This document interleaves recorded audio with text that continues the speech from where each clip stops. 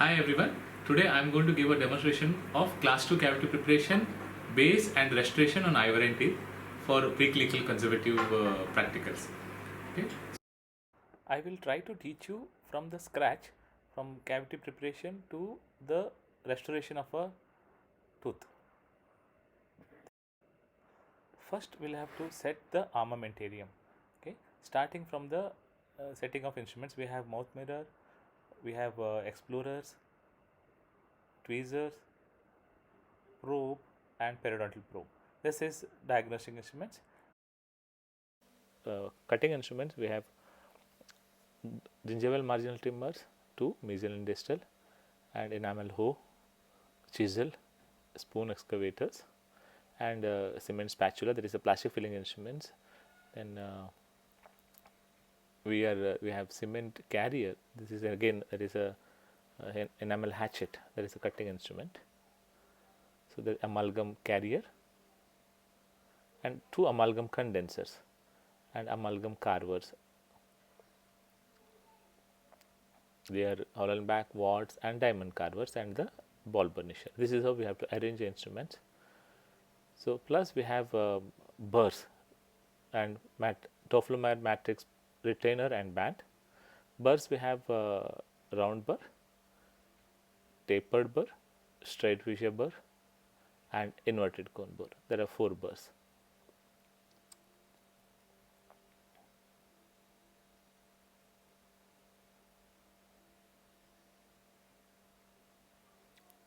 Then we have mortar and pestle for the amalgam. For a base we have zinc phosphate cement and spatula and amalgam mercury and alloy, and a micromotor handpiece and contrangle handpiece. So this is the basic armamentarium for the purpose of cavity preparation, base placement and restoration. So today I am going to give you a demo on ivorine teeth. That is, we are going to do a cavity preparation on first molar. Okay. So before we do any cavity preparations, we have to see the anatomy of a tooth. So we have to understand and identify all the cusps, and we have to see how the grooves pattern and how where exactly the fossas and fissures are located. Okay.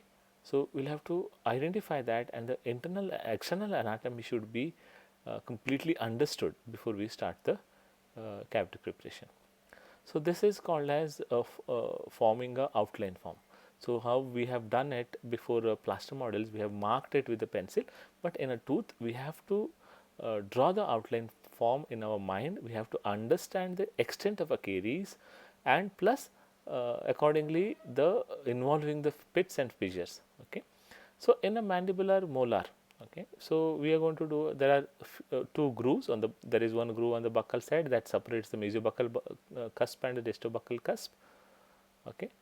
There is one groove on the lingual side, that is mesiolingual, it separates mesiolingual cusp and a distolingual cusp, and one small groove that is on the distal side, that is distobuccal, separates distobuccal cusp to distal cusp and distal fossa. So all the grooves which start from the center and which goes up to either to the buccal or to the lingual. Okay. So that has to be understood and identified. Okay. Then we are going to give a 4 punch cuts using or a initial depth. First, in the fundamentals of cavity preparation, there is a first step, it is outline form and initial depth. So outline form is we have understood, then the initial depth is given by a round burr. Okay. We have to give a round burr. So we are identifying 4 grooves or a 4 pits, that is on the mesial pit and a distal pit and a central 2 fossas. Okay. One is from one separates from the buccal cusp and one from the lingual cusp. Okay. So this we have to identify first, understand first, then give a punch cut using a, and initial depth should be very minimal. You should not go deeper. Okay, just half of the burr should dip into the tooth. Otherwise, what happens, if it is very deeper, then it will be very difficult to correct the punch cut which is given by you. and clear the dentin chips or ivory tube powder using a chip blower.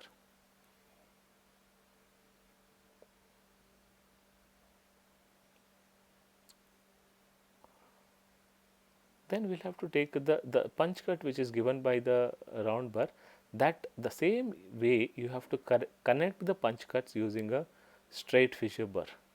Okay, straight fissure burr, but while connecting it, make sure that your straight fissure burr just connects the two grooves along the cusps. Okay, you should not connect like in a straight line, because what happens, we have to follow the curvature of the cusps, because cusps are the strongest portions of the tooth, and that the cusp has to be, the anatomy of the cusp or a cuspal integrity has to be maintained. So your outline or outline of the cavity should be encircling the cusps. You should not weaken or cut the cusps more unnecessarily. So each from one punch cut to the another punch cut, you have to carry the burr using a very gentle movement. Okay, and remember this while doing a cutting. So your the burr should be parallel to the long axis of the tooth. Okay, you should not make it either on a buccal. You should not tilt the burr either buccal or a lingual side. If you tilt the burr buccal or lingual side, what happens? So it leads to a cavity either become divergent or it becomes unnecessarily wide.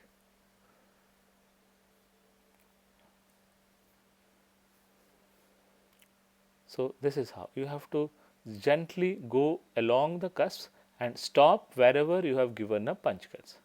Okay, so don't go in a one stroke. Okay, take a stop in between. Okay, wherever you have done a punch cuts, there you have to take a stop. So when you have taken a stop there, so what happens? So the areas where you have taken a stop, there will be a nicely it will go through the cusp or through the groove.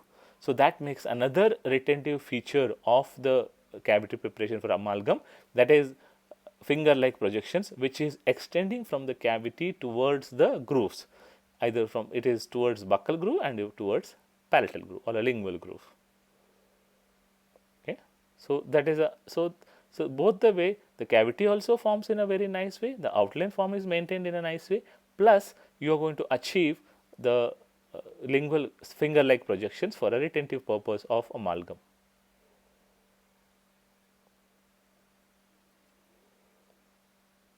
So in this manner, initially you reduce the all height of the tooth, means near the cuspal area, when the two cusps are connected, there is a transverse ridge. So that has to be reduced, and then so make the cavity in a smooth and a straight way. So your base of the cavity or a floor of the cavity from the beginning itself should be flat. Don't go in some areas deeper, and so that what happens, then the deeper we all know that for a resistance form the cavity floor should be flat and there should not be any elevations and depressions. So that has to be achieved from the beginning itself. Don't reduce the cavity in some areas, or don't make the cavity deeper in some areas and shallow in some areas, then it will be very difficult to connect that deeper areas and shallow areas to make a pulpal floor flat. In the attempt of making this flat, so people will tend to make the cavity very deep. So then what happens, we don't have a space or we don't have enough area or to do a finishing of the cavity. Then what happens, while doing a finishing of the cavity becomes very deep. So that has to be avoided by making the cavity floor from the beginning is making it flat. Okay. So once it is flat, so what have to do is you have to entire cavity from mesial to the distal, we can go deeper, we have to make it deeper. Remember this thing, here in this tooth, this is a 3-6, we are going to do a MO, mesio-occlusal cavity. We are going to do a class 2 cavity in this. So when you want to do a class 2 cavity, so your dovetail, if you are doing a class 2 cavity on mesial side, that is MO, mesio-occlusal. So distal side only, there will be a dovetail. Don't give a dovetail on the mesial side. Then if you give a dovetail on the mesial side, like how you do it in a class 1, so what happens, ultimately your cavity becomes wider. So give a dovetail only on the distal side, and mesial side keep it straight, because you are going to cut the marginal ridge and you're going to make it class 2. So now the burr has been changed. Once you got an initial depth or a depth of half, like if it is for amalgam purpose, depth is around 0.5 to so 1.5 within the DEJ or 1.5 to 2 mm entirely. Okay. So now what I am going to do is what I am doing is just moving around the walls of the cavity. Walls of the cavity should be round enough. Okay. So I am going it along the long axis of the tooth. Okay. So now using the inverted cone burr. So after the straight fissure burr, next burr is your inverted cone burr. Okay. So using the inverted cone burr. Okay. This is, so I am changing the burr into, now I am going to change it into inverted cone burr, so that for what? For make the cavity deeper or make the cavity smoother.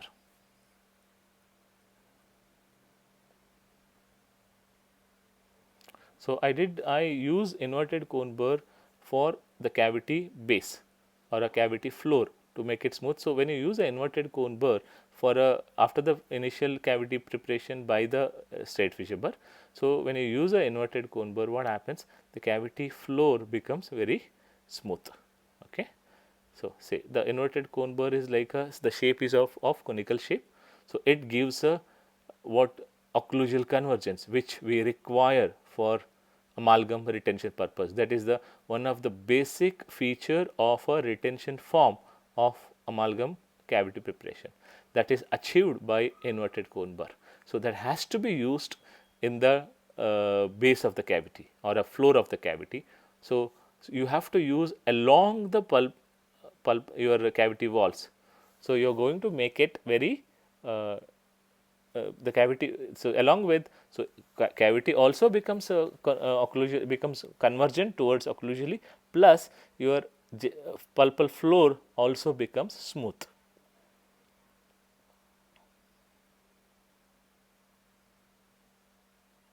See how nicely it's becoming smooth. So again, every time you have to follow the cuspal inclines. Don't you have to do it straight. Never ever do straight way. So you follow the cuspal inclines every time. Cuspal outline form. Okay. See, I'm starting from the one cusp to the other cusp, one groove, one fossa to the other fossa. From the distal side, I'm doing it like a dovetail way. So, and the dovetail in the marginal ridge, you should not, in the distal side marginal ridge, you should not make it weak. You have to keep around 1 to 2 mm for the marginal integrity, for to maintain the resistance form of a tooth, so that marginal ridge won't break. Okay. So in this way, you can clearly see the cavity, the floor is becoming smooth, and there is no elevations and depressions. It is all the way from mesial to distal, it is becoming flat and smooth. There is no elevations and depressions. You can appreciate in this view.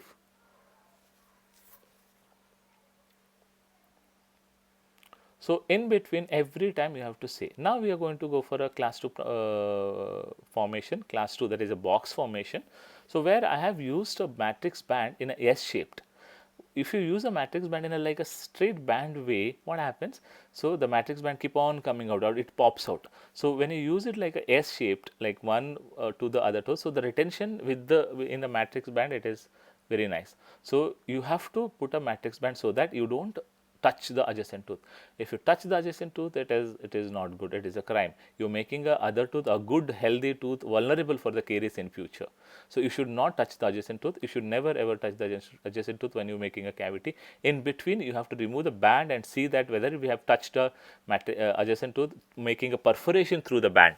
So you'll have to check the band as well, so that it is we have done any perforation in the band.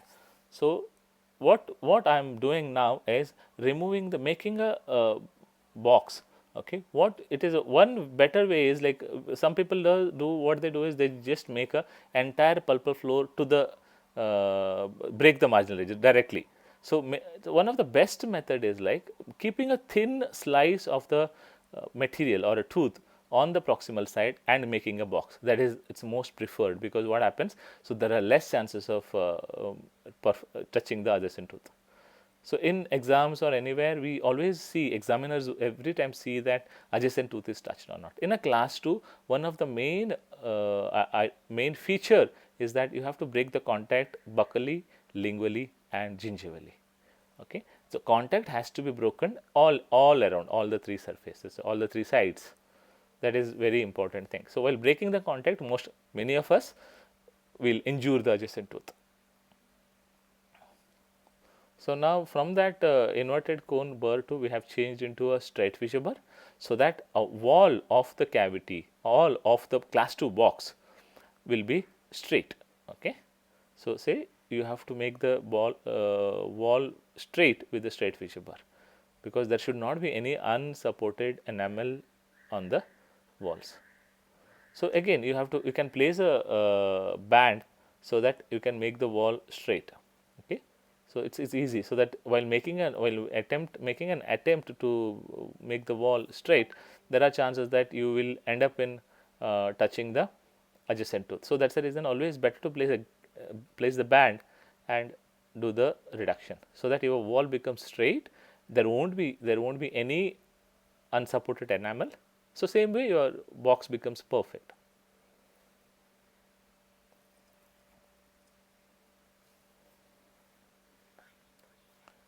Say it's becoming straight. Small way it is becoming straight. You can see little by little. Okay.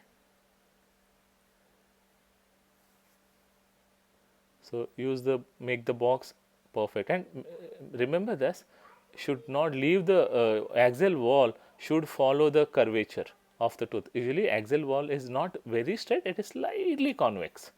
Okay. So because contour of the tooth is also convex on the proximal side, so that while making an axial wall, you have to make it slightly convex. Don't make it concave, because if you make it concave, it will go very near to the pulp. Here there is one feature in the most of the class 2, there is something called as isthmus. Isthmus is a junction between the occlusal surface of the cavity and the proximal box of the cavity. So this is the junction is very vulnerable for a fracture. Most of the time class 2 fractures occurs at the isthmus. So in a isthmus area, below the isthmus area there is an axiopulpal line angle. So that axiopulpal line angle should be perfectly done. It should be always rounded. So what I am using now is using a tapered burr.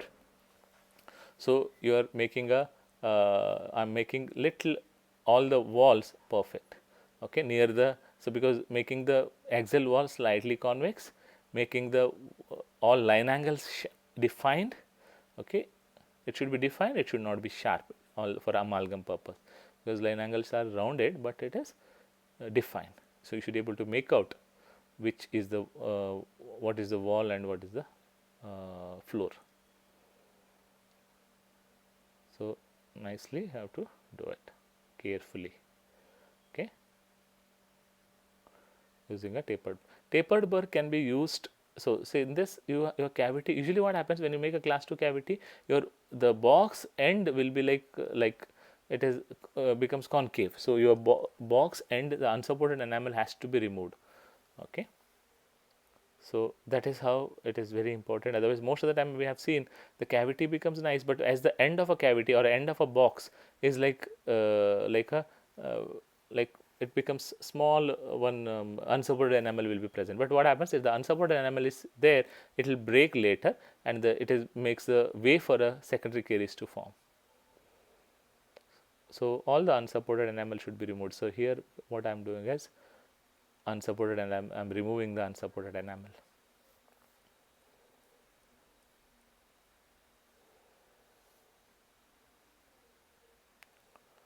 So here your hand instruments comes handy.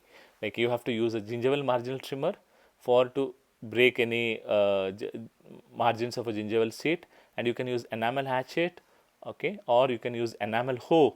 All this thing, hand cutting instruments, spoon excavator, everything you can use to define the final proximal boxes, or to cut any unsupported enamel. Because what happens if you're using the burr, if you cut any unsupported enamel which is present on the buccal or a palatal or a gingival or a lingual side, so there are chances that you will cut unnecessarily more, or you will end up in making a ditch on the side of a tooth. If you make a ditch, it will be very difficult to restore it, or to polish it, or you while attempting, so you may touch the adjacent tooth also, all these things. So hand instruments becomes very useful. So for a proximal box purpose, to give any bevels or to remove any unsupported enamels, you always use your gingival marginal trimmers, hose and chisels, and sometimes spoon excavators. So this is the area where we use hand cutting instruments, where it is which is your cutting instruments. Okay. So now I am making the gingival seat smooth using a inverted cone burr. Okay. So like this, so from buccal to the axial wall, from axial wall to the palatal side, lingual side, like a U shape, like U, proper box. So make the gingival seat very smooth, very like how we have the gingival seat, and the pulpal floor should be flat and smooth.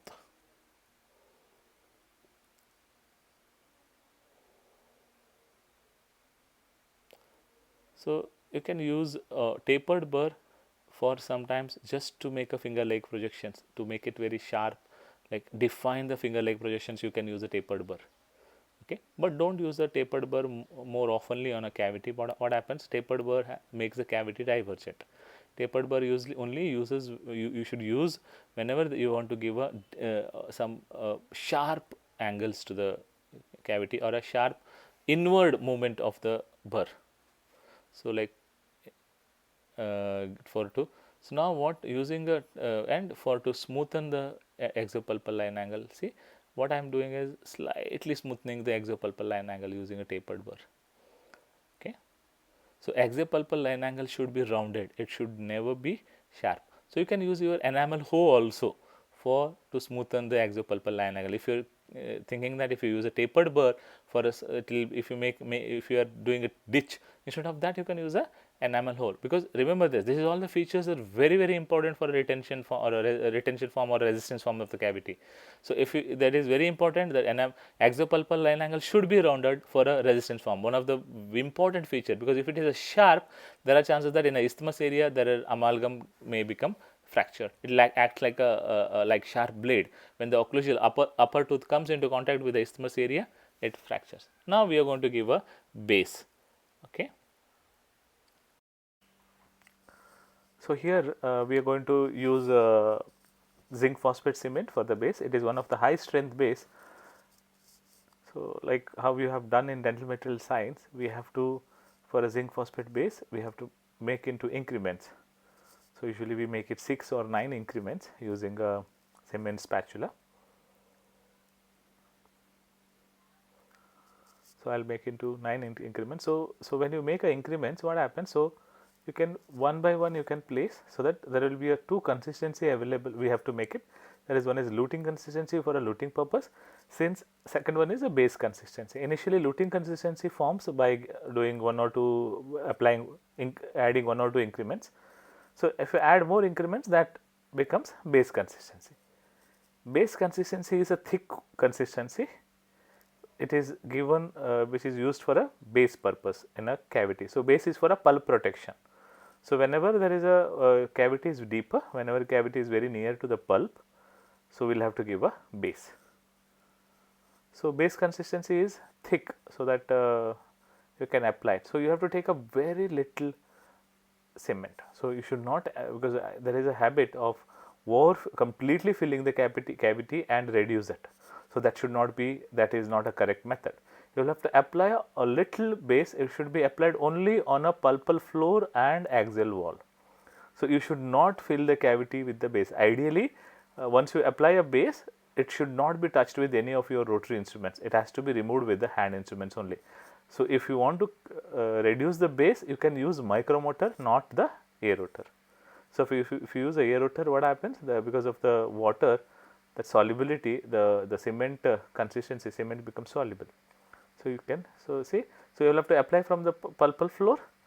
Okay, you continue till towards the proximal box, and just fold that base towards the axial wall.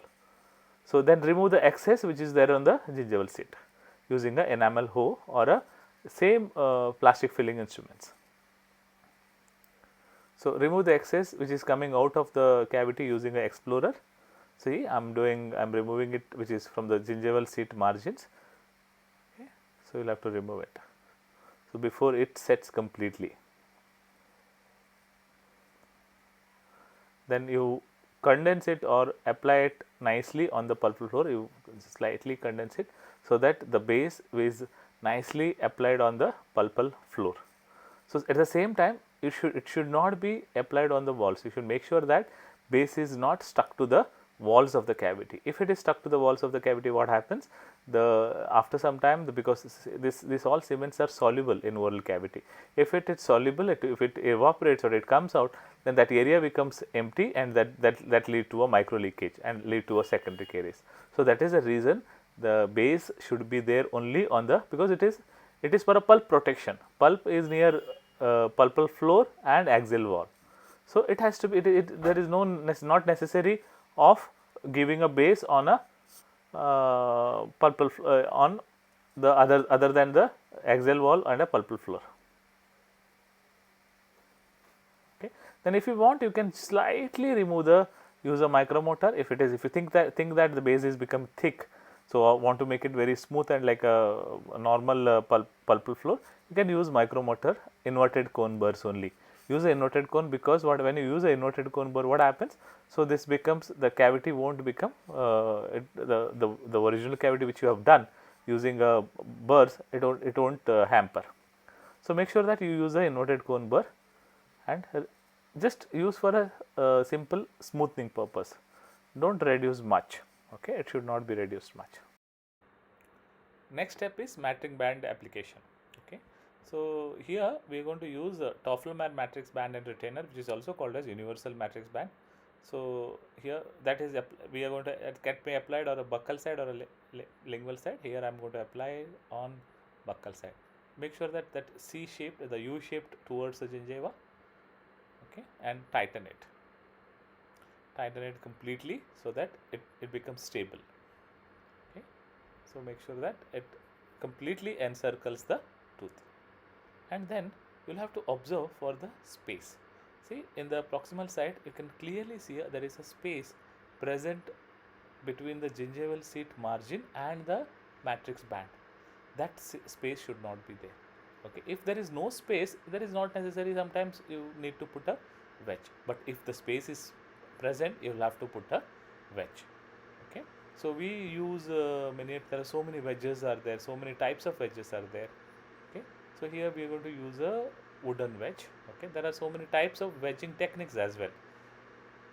Wedge wedging, double wedging, piggyback wedging. So here we are using a single wedge. So see, once you apply, I am using from the lingual side. You can apply on a buccal side as well. Here I am using a from the lingual side. See, when you apply a wedge, what happens? Wedge makes the space is closed. You can clearly appreciate in this video, the space is closed as soon as you apply a wedge. Wedge should be applied such a way that wedge is in a triangular shape, the apex towards the occlusal surface and a base towards the gingival side. So wedge also makes the tooth contour properly. Since the matrix band is straight, so when you apply a wedge, it slightly makes the wedge adapt to the contour of a tooth, so that the restoration will match the contour of the tooth. Okay, because we all know that the tooth slightly becomes narrowed down at the cervical area. So wedge maintains that normal contour of a tooth. So next step is amalgam. Okay, application of a silver amalgam or a restoration. So we are using a silver amalgam, high copper alloy. So we have to take a few drops of mercury and a few 1.5 scoop of alloy. Okay, taken in a mortar and triturated using a pestle. Okay, so triturate it nicely. You have your mortar and pestle should be good enough. Triturate it, do a vigorous movements. Okay, so then you get a proper consistency. Once you get a proper consistency, okay, the trituration will be done. So it should not be over triturated or it should not be under triturated. Do a proper mix, and see, once it is mixed properly, so then it has to be taken in a, it is ready for a squeezing. So you have to take a squeeze cloth to remove the excess mercury. Actually, you have to take enough mercury. You should not take more mercury. So it's a Eames technique, 1:1 ratio. So I am doing a squeezing. So using a squeeze cloth, remove the excess mercury. So the mercury should not be spilled here and there. It should be, your mercury hygiene should be maintained, because since it is a toxic, so mercury hygiene is very important. So the spill should be, you can use the mortar, same mortar. Now the next step, that is mulling. So mulling is a continuation of a trituration to get a normal, very nice homogeneous mix. So I use a rubber dam sheet, or you can use a gloves piece as well for a mulling purpose. There are two types. You can use thumb and index finger, or you can use thumb and a palm. So either of that you can use. Mix it nicely, make a homogeneous mix. Okay, so you should get a nice plastic grey colored mix, which can be condensed. So you can see this, can appreciate. Okay, so that can be carried through the amalgam carrier and condensed to a cavity. Okay, this is amalgam carrier which I have. It's a little specially designed, very nice one. So you can adapt it you can carry the amalgam very nicely. So what I am going to do is, I am going to apply first on the proximal box, because since the amalgam is plastic in nature, so it is first increment always preferably put it on the axial wall or a proximal box, so that you can condense nicely. So you paste it on all the walls, you condense it perfectly and paste it on the buccal side, lingual side and axial wall, and condense with the proper condensation pressure. So it should go all nooks and corner of the proximal box. Okay, so that otherwise what happens, there will be a void, or then it will break. If you don't condense properly, it will break. So from the proximal box you come towards the occlusal surface, or from class 2 to class 1. Okay, from a proximal box, then fill it, then come to a pulpal floor and start filling the cavity. Okay, so condense it proper. Every increment should be condensed, and you should take a small increments and condense with the proper condensation pressure everywhere. So if you condense properly, so the strength of the amalgam increases. Okay, there will be a less chances of formation of porosities or voids. So condense from the center of a cavity towards the side, either side. Okay, condense towards the marginal ridges, condense towards the proximal boxes, condense towards both the walls of a proximal box. So ideally you should overfill.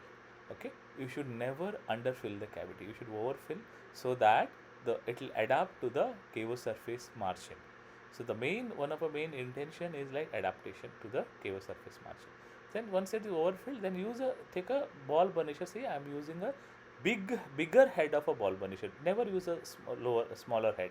Ball burnisher has a bigger head and a smaller head. Use a bigger head, and like a T shape way, like from the occlusal portion of a class 2 to the proximal portion, like a T.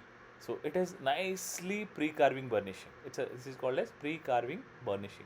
So I'm burnishing it from the center of the cavity towards the proximal box. From the proximal box, from two sides, from lingual side and proximal side. So when you do a pre-carving burnishing, your half the things has done. You get the anatomy of a tooth, and plus the amalgam which you have filled will adapt nicely to the cavo surface margin. See, it is nicely adapted to the cavo surface margin. So if you burnish it nicely at the proximal box, so what happens, there are very less chances of amalgam comes out when you remove the matrix band. This is one of the most of the time what happens when you remove the matrix band, so entire amalgam comes out, or it breaks from the proximal box. This is very painful and very irritating. So just before showing the cavity or something like that, if the box comes out, or it will become very like you'll have to remove again, or if you add it, it won't match the thing, so you'll have to restore. Okay, so what I do, there are two techniques. Some people do a carving and remove the matrix band, but I prefer to remove the matrix band and retainer before do the carving. Okay, so this is little tricky and little dangerous also, but if you condense properly, if you burnish properly, nothing will happen. See, slowly you have to loosen it, very slowly. Okay, So you'll have to slightly slide it over and remove it. See, now you can see proper cavity. So my marginal, since I have condensed properly, I have burnished properly. Can you see the marginal ridge? It is not broke, and it is the way which I have condensed it is there. Then immediately you have to take a cotton and remove the excess. This is the first. So so you have to have a small piece of cotton every time you have to rub the cavity. So what happens, it helps to adapt the amalgam to the cavity walls.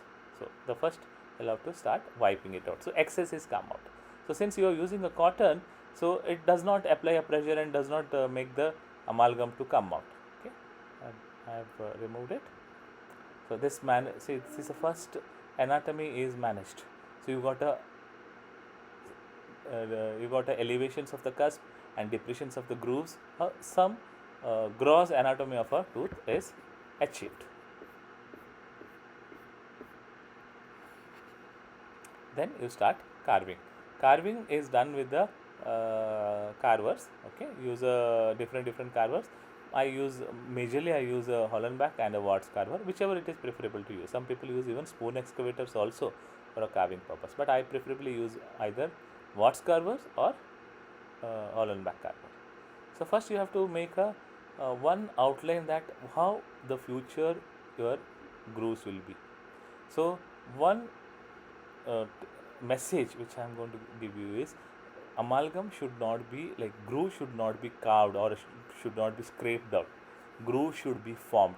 If you make a cuspal inclinations, when you make a buccal cuspal inclination, when you make a lingual cuspal inclination, where the cuspal inclination meets, groove automatically formed. Groove should not be carved. Groove should be formed, which I firmly believe for anything, even the amalgam restorations or a composite restorations. So you should not carve the grooves. Grooves should be formed. So when you carve, you should carve the cuspal inclines. Remember this. You should carve the cuspal inclines. So when you carve the cuspal inclines, groove forms. If you try making the grooves, like if you try digging out the grooves, then it becomes over carving.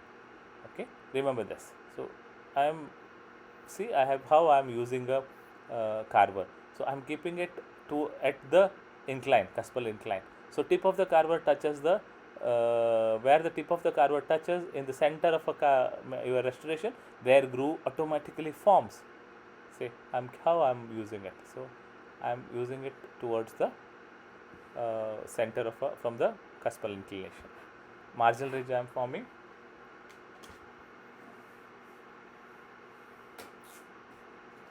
And every time you should use the cotton.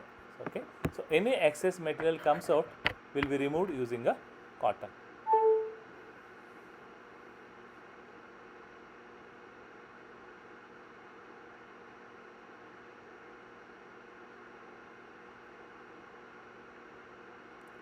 So slowly start carving.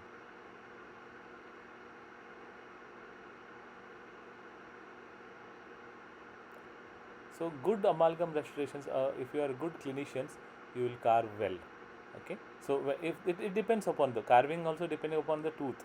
If the tooth has a good cusps and everything, you have to carve accordingly. If the tooth is completely attrited, you need not carve, because it's a because what is restoration? Restoration is restoration. You have to restore the original form and the form and function of the tooth. If there is no cuspis, there is not necessary to carve it. If there is a cuspal anatomy, if you are restoring it, you have to carve it the original anatomy which was present before the cavity was formed. Okay, that is the main intention of doing the carving.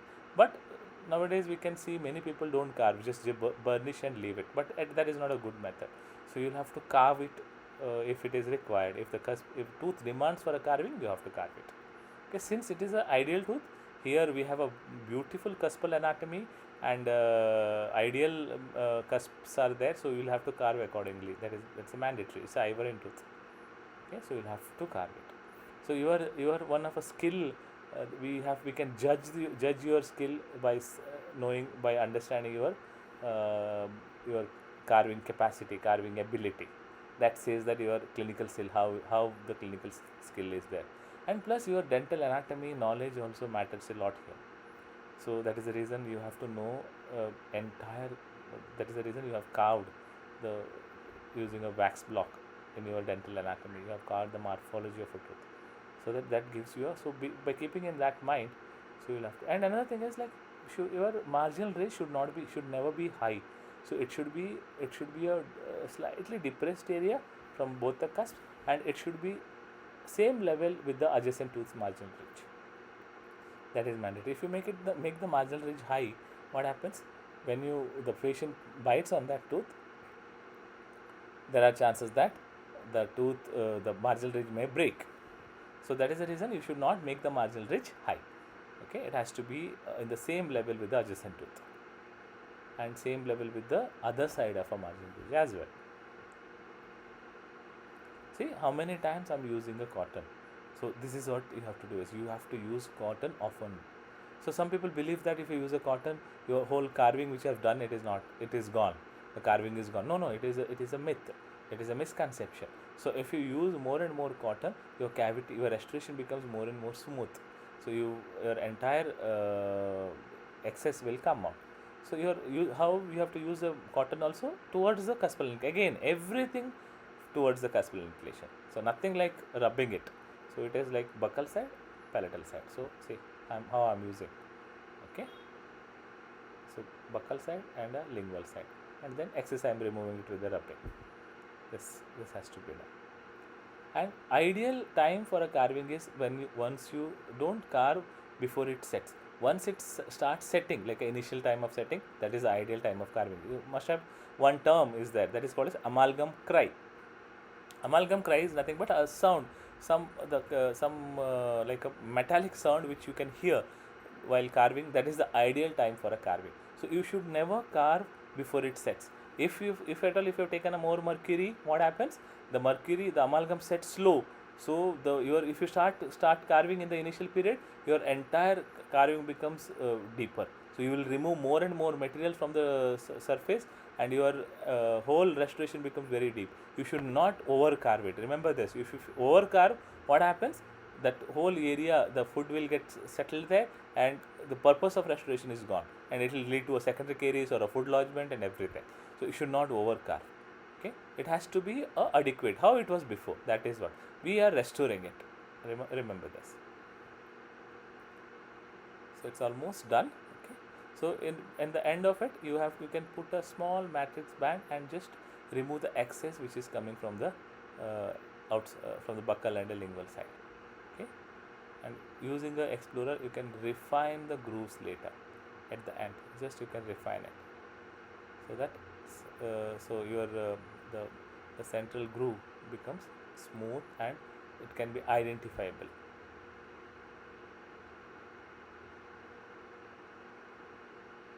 See, this is the final product. Okay, which I have carved. You can appreciate all the grooves and everything. So the only thing is we have to left is post carving burnishing, that you can do it later. Okay, so this you can see the marginal ridges. Okay, you can see all the cusps and grooves. Thank you so much for watching. It's Dr. Pradeep Shetty signing off.